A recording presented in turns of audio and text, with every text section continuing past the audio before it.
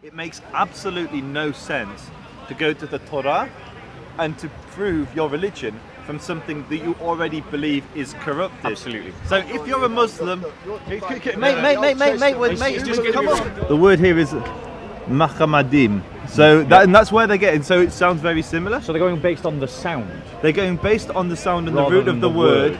If it was Muhammad, it would be with the. It would be the real word you showed us. Exactly. The Quran claims that Muhammad is mentioned in the Torah, and Isaiah and the Song of Solomon's are not even the Torah.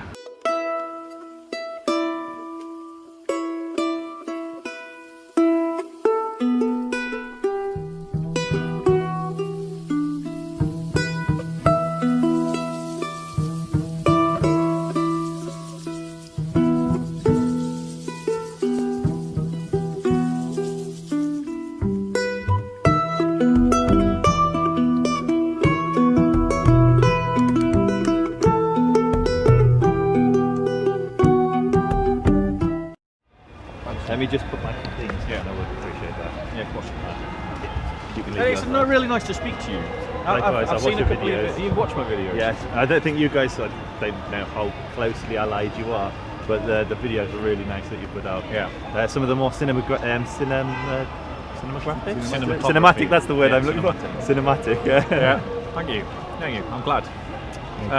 So what I wanted to talk to you about, and I understand that you've made it very clear that you're here to build bridges. You're not here to tear bridges down. You want to build bridges towards Muslims, and you want to work towards a peaceful relationship. So my aim in asking these questions, I will also be equally clear, is connected to the regular use, or I would say abuse, of the Hebrew scriptures by the Dawah team, in which they claim that Muhammad is actually named inside the Torah, inside the Hebrew Torah, the Tanakh and the Torah.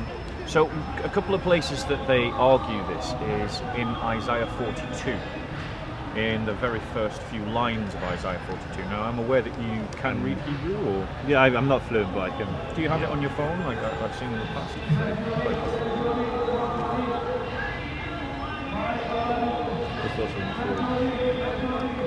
They also do it in the Song of Solomon, and I think you're probably more familiar where they do that. Guys, let's make something because of the sound. Okay. Yeah? Okay, so... grab me... No, if we go over there. I don't mind walking a bit if you want to go a bit further as well. Like if you want to go behind the green, if you go behind the green barriers, they'll block out the. So that we'll go right way then. That way. If you go over the green barriers will block out the sound of this. This has a horrible. This thing here has a horrible aircon. Here's better. Yeah? So,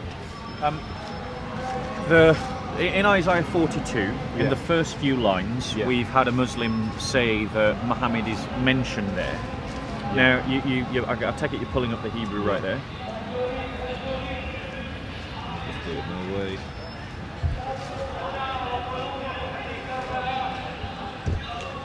And while you're doing that, I'll look at the next one that I often hear them use.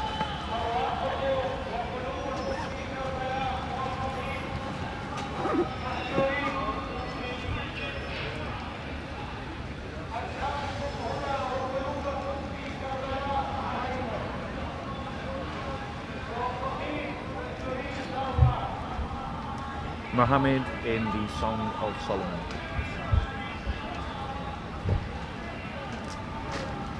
Right, so it's 516.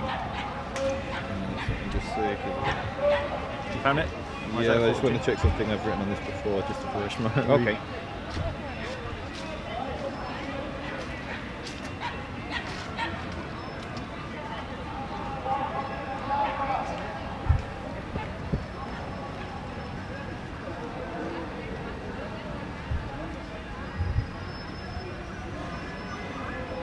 We'll edit this bit out.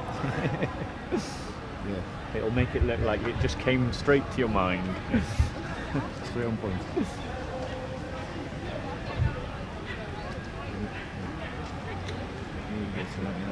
Yeah, with that. All refreshed.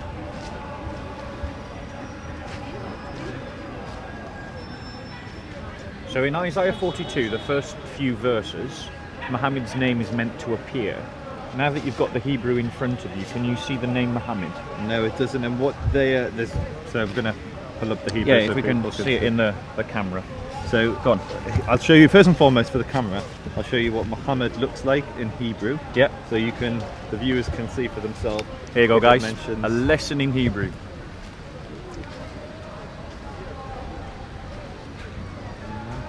I'd like to come and talk with you later on.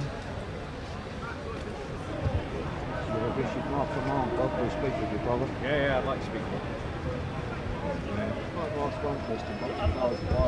you. Sure. Is it alright if I just finish this conversation and then I'll come and find you? Oh, you're more than welcome to listen in. Yeah. So go on. So show us. So it's a bit. Actually, let me see if I can make that a bit. Don't worry about the size. We can zoom in. Okay. So what you can see here, this word here, Yep. Muhammad. Mem Vav Mem. It's this. It's this. This is M. This says it's Muhammad. Yeah. Take your finger away. Sorry. That's it, yeah. Okay. Right. Got it. And now if we go to the Hebrew. Yeah. The Hebrew. This is the Hebrew of the Torah. This is the bit that the Muslim Dawah team are So you claiming. said 42. The first few lines, the first few verses of 42, where it says, "Behold my servant, my chosen, whom my soul desires. I have placed my spirit upon him. He shall promulgate justice to the nations. He shall neither cry nor shall outside a breaking reed." We can do a flashback.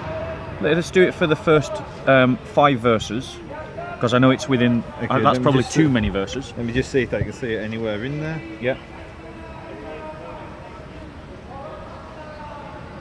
No. No. Can we show the camera so that people can see that the name Muhammad doesn't appear anywhere in Isaiah? First and 42? foremost, to see where we are, Yeshayahu, Isaiah. So that's the Hebrew name for Isaiah, chapter 42. So most say it's verse 1. So go on. What does it? So- what's the word that they're claiming is Muhammad? There is no word that they're claiming is Muhammad there. There is no word there at all Right. that looks anything remotely like the word Muhammad. None. I don't know what they're talking about. I can, yeah. So the Dawah team are peddling misinformation about Yeah. that verse. As far as I can see. That's fine. That's fine. I mean, that's that. Where he reads. No, Hebrew. so I haven't been involved in any of the previous conversations. Yeah. I'm just saying the word Muhammad, or no word like Muhammad, appears in 42. And we'll do a flashback. This was from a debate that I had with honest Muslims. It says Ahmed.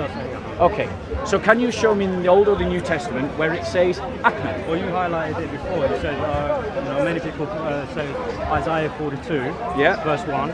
Yeah. Now, in the Hebrew, what we say is whom I delight is the translation. Yeah? But when you actually look at the Hebrew, the word doesn't actually translate to that in English. It actually translates to A-T-M-H-M-C or something like that. I think you're mixing up the song, the Song of Songs with Isaiah 42. These are two different passages. No, I'm talking about Isaiah 42. Isaiah 42 says the word Ahmed. Says the word Ahmed. Can you Isaiah 42? No, of course I don't have it. Well, Okay. it does, no, in the translation, it says to whom I delight. Isaiah 42. You say, Okay. Behold my servant whom I uphold. All right. Well, Okay. the translation I was reading says delight. You're saying this in the Hebrew is Ahmed. So the next one that they claim where Muhammad appears is in the Song of Solomon 5:16. And let me just check something, because I believe there is a word that is similar to that here. Yeah. I've heard the discussion points. Is it not necessary to talk with a Muslim? Like, who knows this stuff? Well, we're just fact checking at this moment in time. So that's all this video's about. All right. Yeah, we're just fact checking. So Muslims constantly make this argument that Muhammad, the name, appears in the Torah. I've heard it. I have access to a Hebrew speaker here who's got the Hebrew in front But of is him. he that knowledgeable to answer your question? Well, if he can read Hebrew, I'm sure he can spot the name. No, but then we call people scholars, isn't it?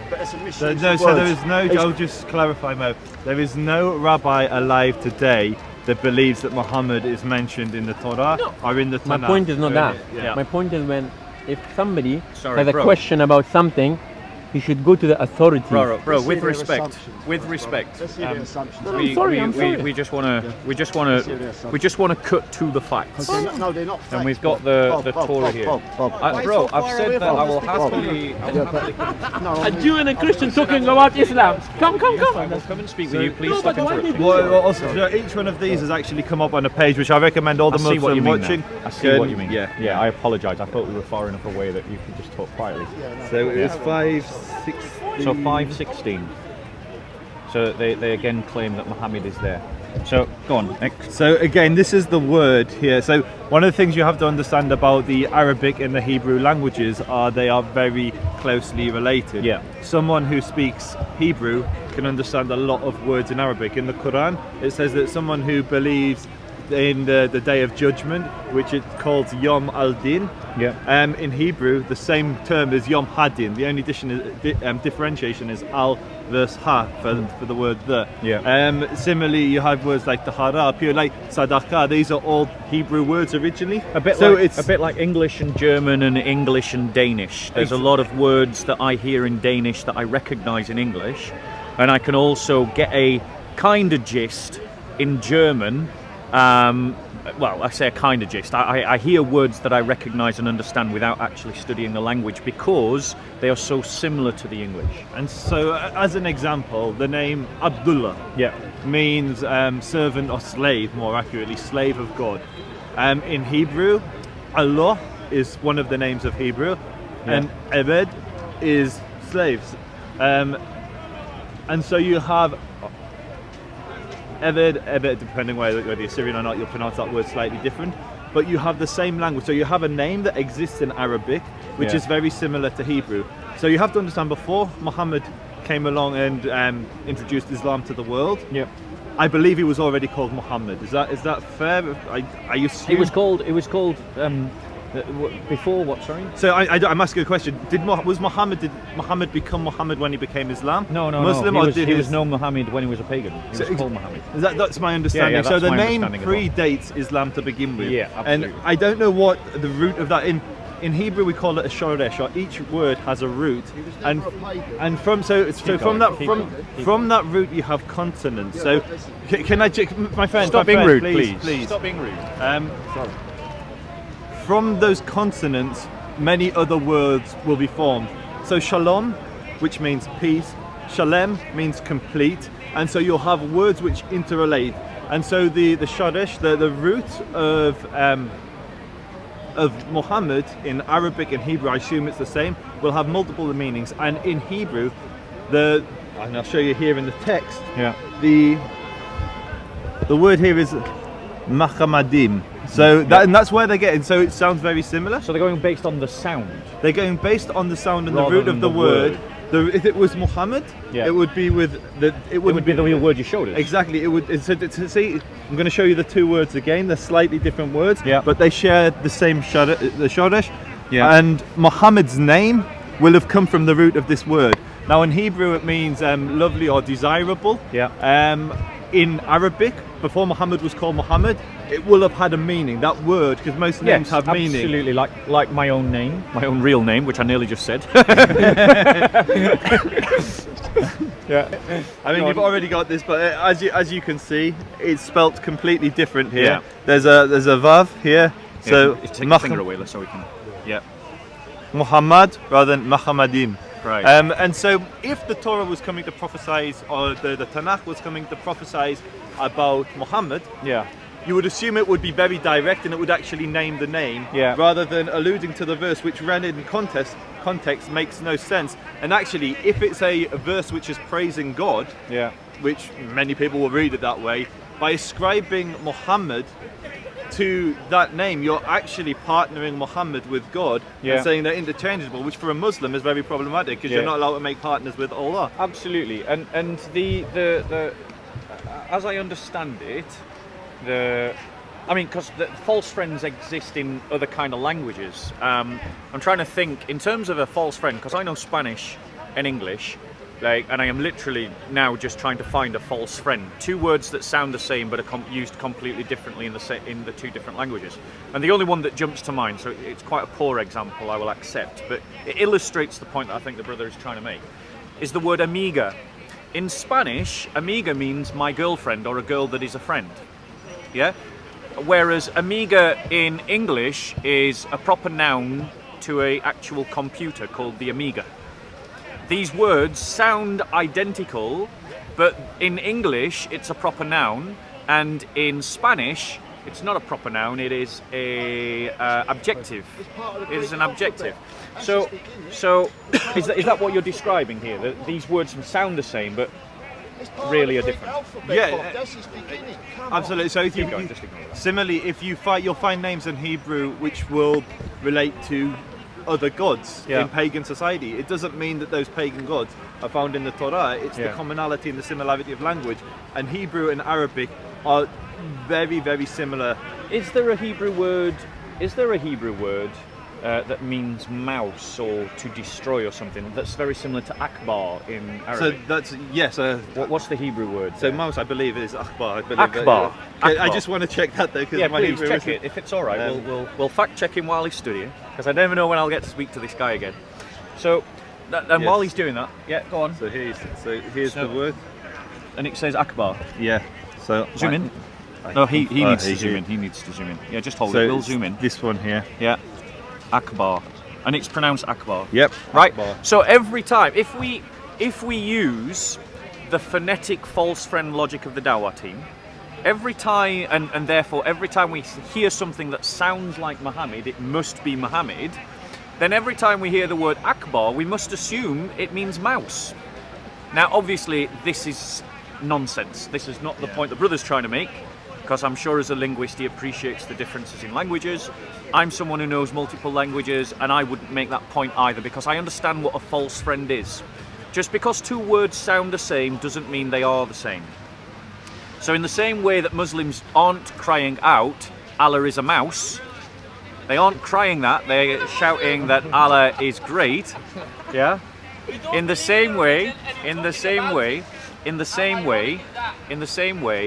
just because something sounds like Muhammad doesn't mean that it's Muhammad. I'd actually If go anything one you want to further. add to Yeah, the that, thing or- I would, if you believe that the Torah is tarif, is corrupted as a Muslim, Yeah. it makes absolutely no sense to go to the Torah and to prove your religion from something that you already believe is corrupted. Absolutely. So if you're a Muslim, mate, Just come give on. him the Old Testament. Keep going, bro. Bob Keep believes going. another. Don't invite him in. I'm going to go and talk to this heckler soon. He'll have his day in court. You continue. So No, it doesn't. my point is, if you're a Muslim and you believe the Torah hasn't been corrupted, then Mazel Tov. Verify and validate your own religion all you like from my religion. I'm happy with that. If you believe my religion hasn't been corrupted and you want to say, look, my book talks about Abraham and your book talks about Abraham, isn't that great? Fantastic.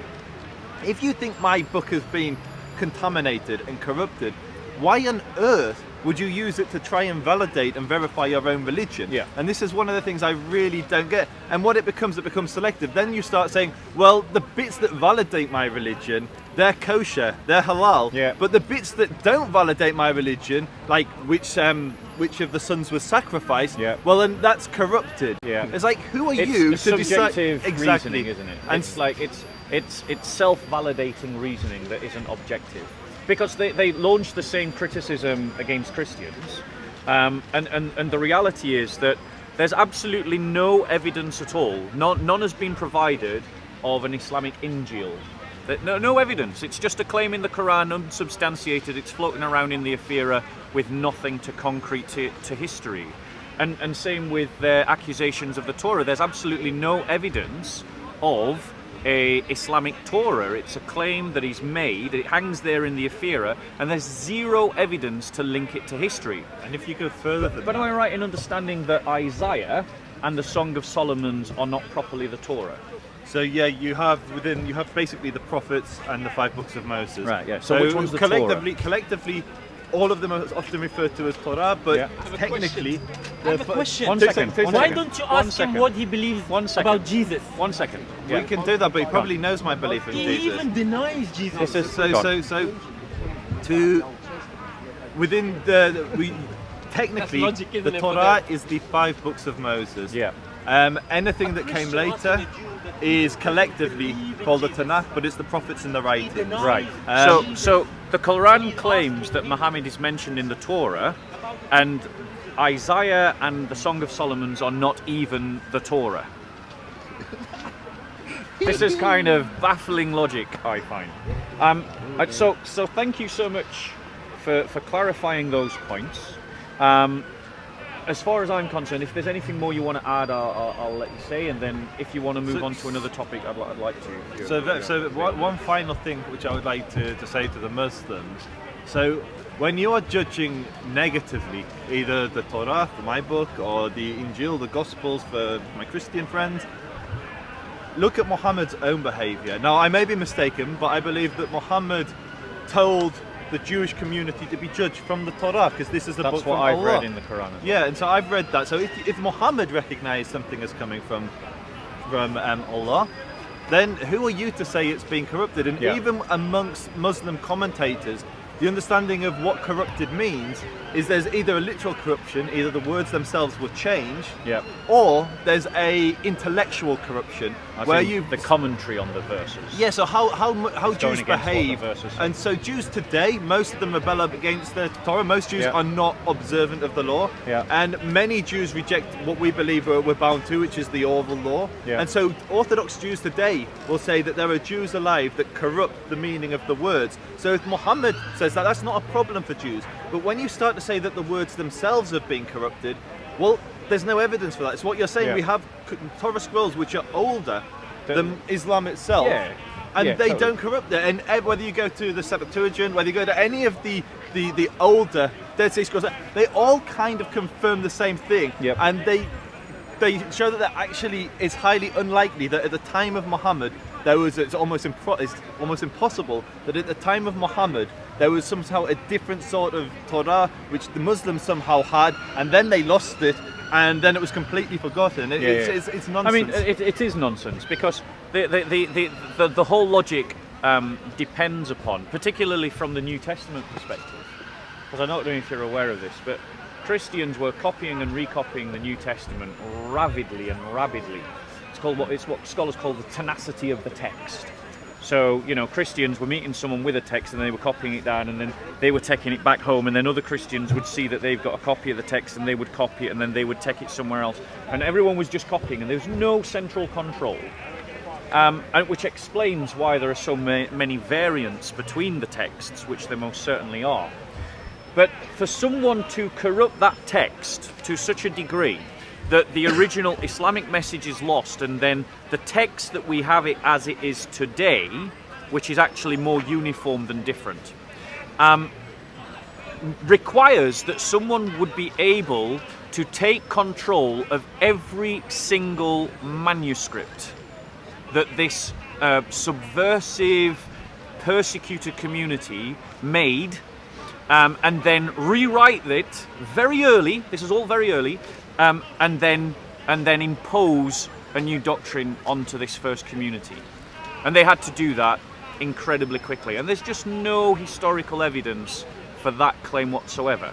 So from my point of view, and I'm only speaking for myself, the Quran is making claims, and Muslims are making claims that are counterfactual to the evidence. And if the Quran is making claims that are counterfactual and Muslims are making claims that are counterfactual, either one or both is wrong. If the one is wrong and the other is right, then there needs to be some kind of reformation in the understanding of Islam. If the other is wrong and the further is right, you can't. If the Quran is wrong, then the Muslim scholars also have to be wrong. But if the Quran is wrong, then it's not from Allah. I'll leave it to you to decide. We're going to reenact the handshake because JC didn't get it on the first time. So there you go. There's a handshake. Thank you very much. Well, did you get it as well? Yeah. Thank you. Yeah. Thank you. God bless you.